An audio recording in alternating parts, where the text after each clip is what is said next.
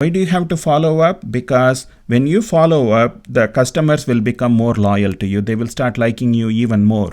Yes, you handled a lot of their objections. Yes, you sold them, but then you are not disappearing. You are continuing working with them.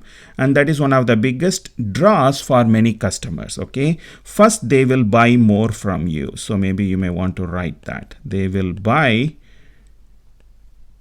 more from you. So they become long-term customers. They become returning customers. Second, they are also loyal customers and they become fans and advocates of your product and service, that they spread good words about you. Okay, good, say word of mouth. So we can call it as good word of mouth about you. So they are going to spread all the nice things that you have done, and gradually you should expect those kind of things to bring you more business, more sales when you are able to follow up. And remember that depending on the complexity and buying cycle of the product or service, it could take weeks, months, even years until you close the sale. And actually I read it in an article that the sale can happen only after visiting with the customer, say 4 or 5 different times. So you have to have patience and you need to have consistent follow-up.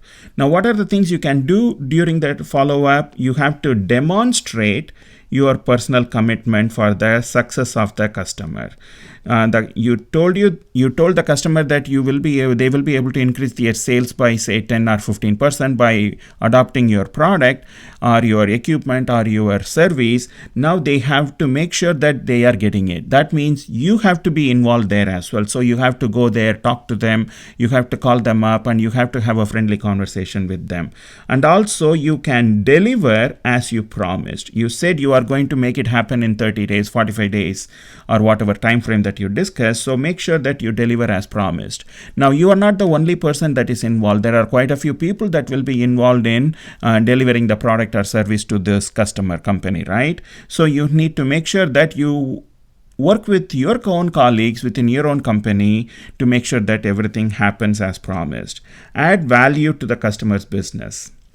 They need to see how the benefits are more than costs, and they have to see it, and it's your responsibility, it's your ongoing responsibility to make them see that.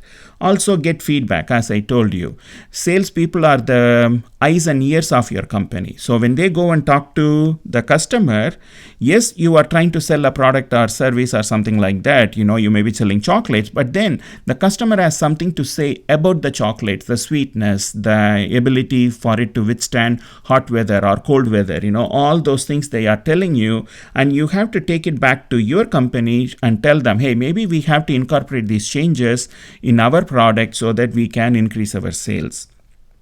And also you need to do anything that you can make your customers into fans. Why? Because the fans will spread the good word of mouth about you. Okay, think about it.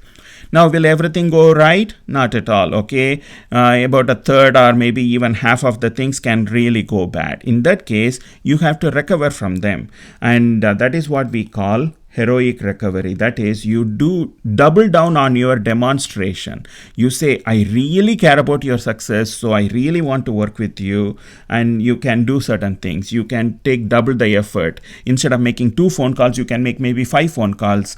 If you are able to spend some extra time after work at the customer's location, you please do it, because they are the things that will get noticed.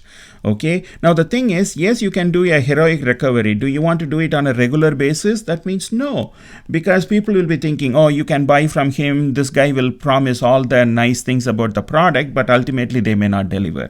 In that case, what are you going to do?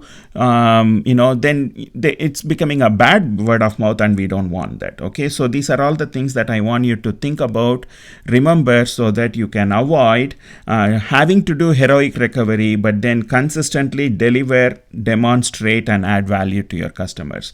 So keep thinking about it, and we will see in the next video clip where we will talk about how to calculate your net promoter score. So there is something coming up. Just wait for it.